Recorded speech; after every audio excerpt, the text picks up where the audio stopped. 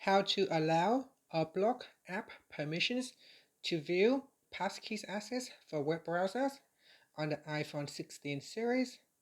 First, let's return back to the home screen by swiping up at the bottom of the screen. And from the home screen, tap on Settings. Then in the Settings page, we scroll down and tap on Privacy and Security.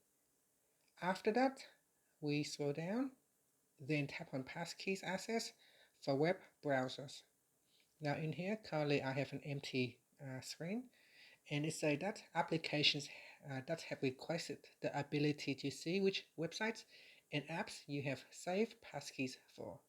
Now because I do not have any apps requesting access to passkey access for web browser, that's why my screen is empty. If there are apps displaying in the list here, you can tap on the toggle button to allow or deny the app permission to view data about passkeys access for web browsers. And that's it. After that, you can swipe up to return back to the home screen.